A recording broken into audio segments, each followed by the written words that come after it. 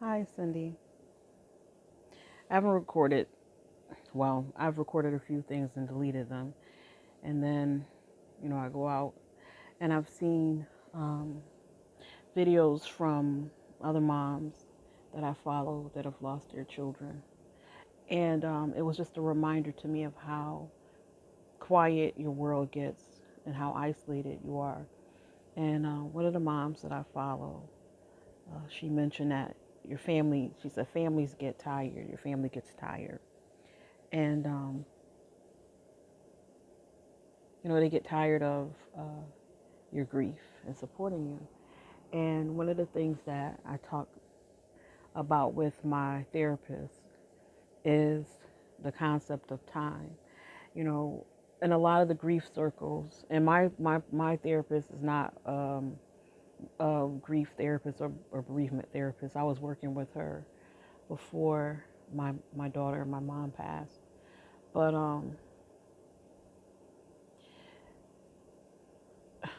one of the things that we talk about is this whole thing around time. People, in the grief circles, grief educators, um, you'll hear the narrative. One thing that everybody says is that there's no timetable, there's no timeline for grief. And they'll say that, oh, there's no time frame for grief. And for the people living it, um, especially losing a child, is just like something happens to your brain. It's so traumatic. Um, like like June 29th, 2021 is like etched into my memory and etched into my brain. And then there's what was before, and then there's what occurs after. And what occurs after is like a blur. So everybody will say, oh, well, there's no timetable, there's no time limit on grief. Oh, and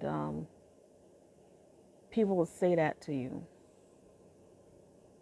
Then a year passes and another year passes. And the next thing you know, people are wondering, oh, I mean, a couple of weeks out, I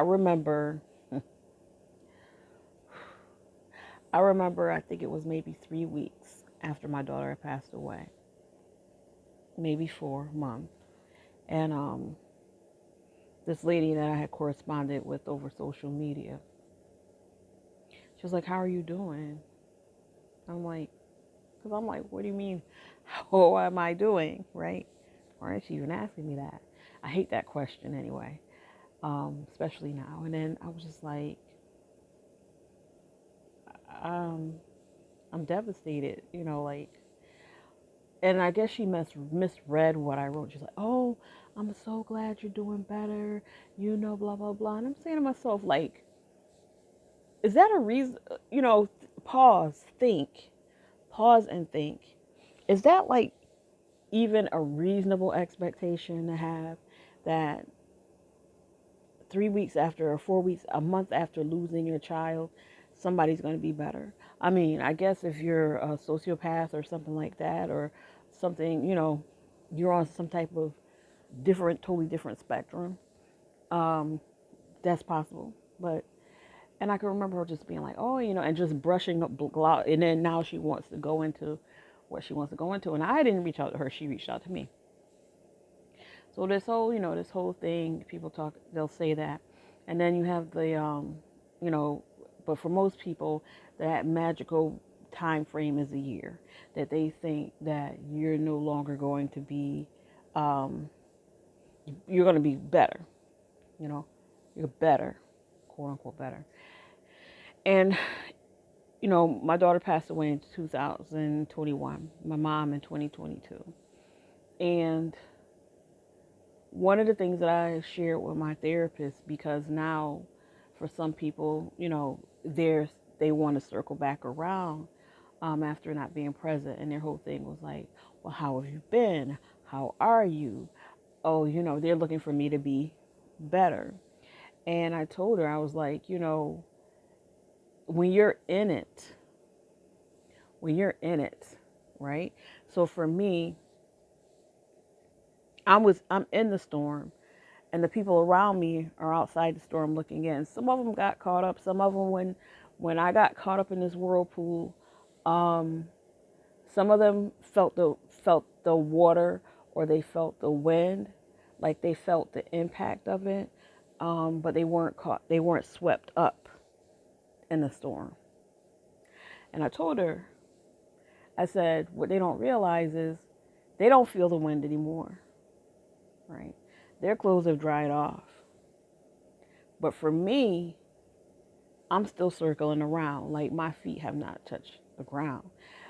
For me, I still get up every day and think about my daughter's last day. Uh, I think about her last words to me. And I think about that every day. And it's a scenario that plays out in my head. Uh, there's two. The minute, like when I first wake up, then I'm remembering. And then as my day starts, another scenario plays out. And I told her, I said, it just happens. I don't ask for it to happen. And sometimes I can be like, whoa, I said, and depending on the part that is the most vivid, that kind of sets the tone and direction of my day in terms of, can I talk myself through this? Can I talk myself down? And I told her, I said, I live that every day, you know. So their clothes are dry and they've repaired their roofs. They're not feeling impact of that storm. Um, but I'm still twisting in it. And I said, so for me, a year and 2 years is no time. My mom knew me all my life, you know, and I knew my daughter all hers, 28 years of her life. um, you know, gave birth to her. So it's like I knew her all my life. And so 28 years compared to 2 years is nothing. Um, Especially when you didn't expect uh, for it to end, right? So I wasn't supposed to be, I wasn't supposed to witness her end, her earthly presence here. I wasn't supposed to witness that. Um, and the normal course of things is that she witnesses my transition. She witnesses my end, the end of my earthly presence. And witnessing that for her, was not something that I ever expected. And then witnessing my mom's passing, right after, it's like, why would any reasonable person hearing that um, expect for anybody to be okay after that, or um, for them to be in a place where it doesn't impact them. And as I listened to um, this mom talk and share about her daughter, um, I felt her heaviness. And then when she started talking about her daughter and laughing about the stuff that her daughter would say to her, and the way she would joke around with her and how they were best friends and everything, because my daughter, her coming into adulthood, we had gotten to that point where we were friends. We had a friendship. And hearing her talk about her daughter in those light moments, it lifted my heart. And you know we don't get that often, right? The only time it seems like my heart gets lifted is when I'm in the presence of other mothers who have lost their children, and we have the opportunity to talk about our children. And that happened to me. I haven't been on here in a while.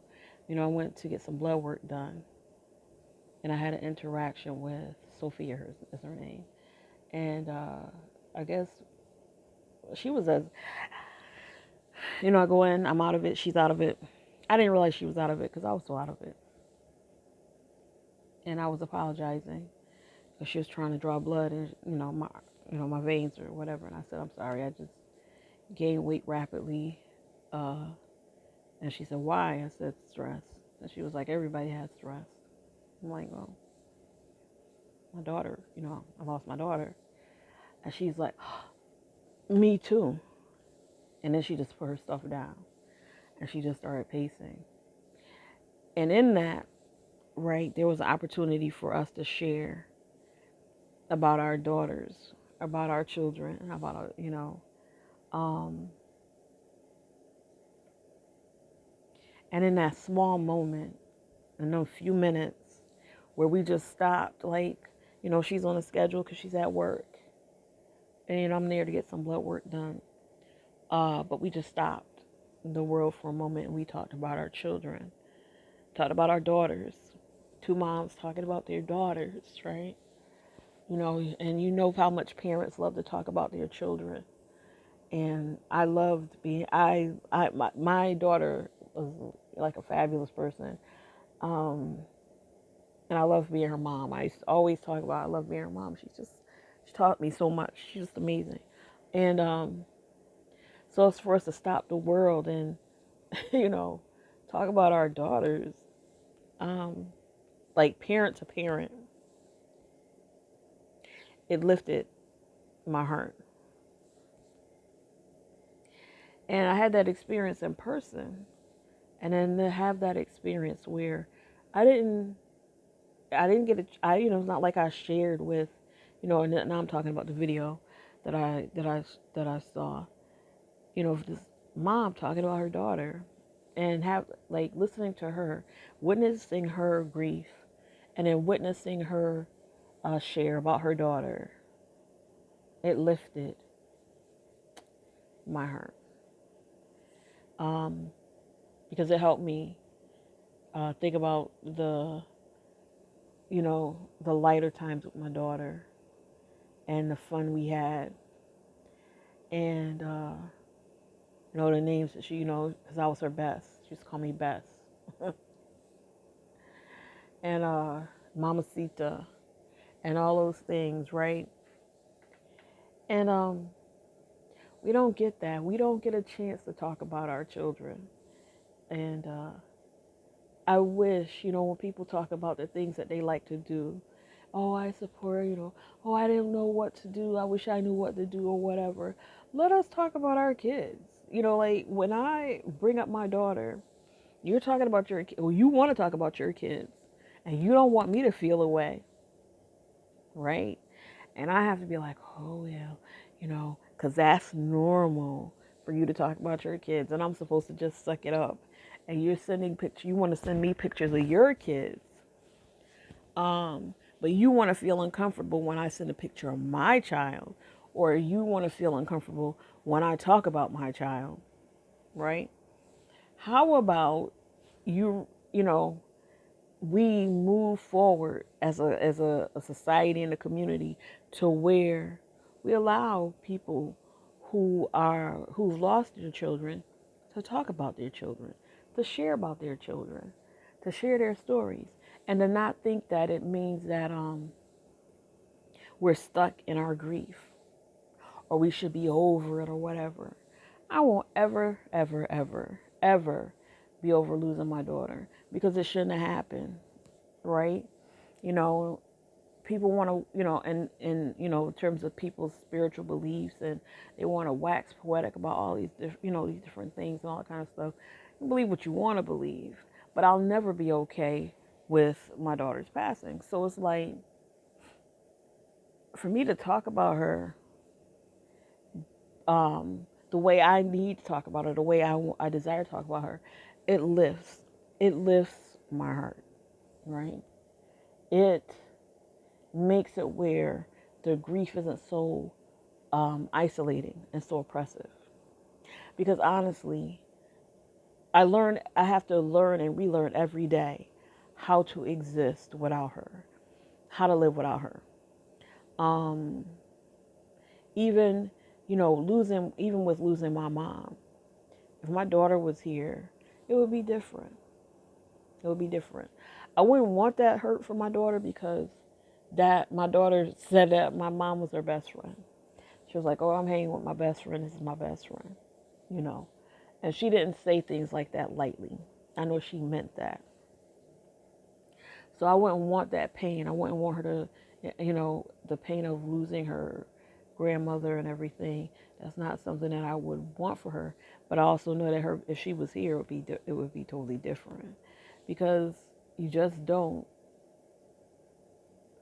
ever anticipate burying your child, and there's nothing right about it. There's no silver lining to it. There's no good side, bad side. There's no bright side. When people say, "Oh, look on the bright side," there's a bad side. Let me fix that.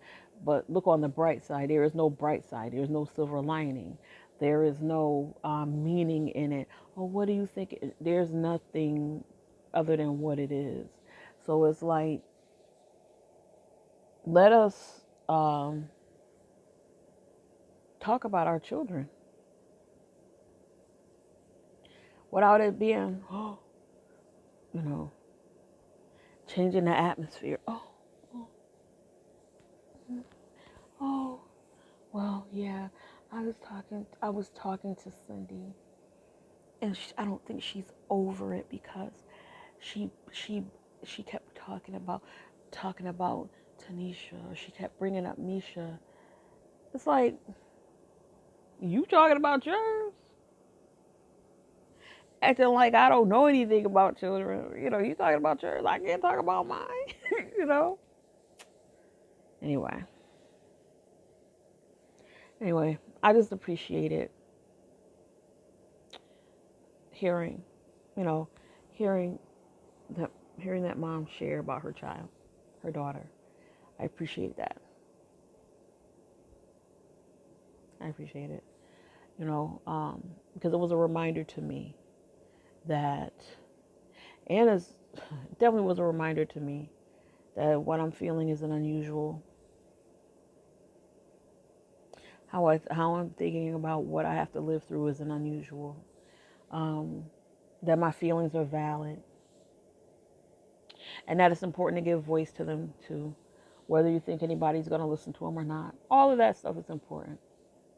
But in any event, I don't have a lot of space left on my phone, so I'm going to have to stop this. And I'm not even sure if I'm going to upload this video, but I just had some things that I wanted to share, and so I'm sharing it. But thanks for listening.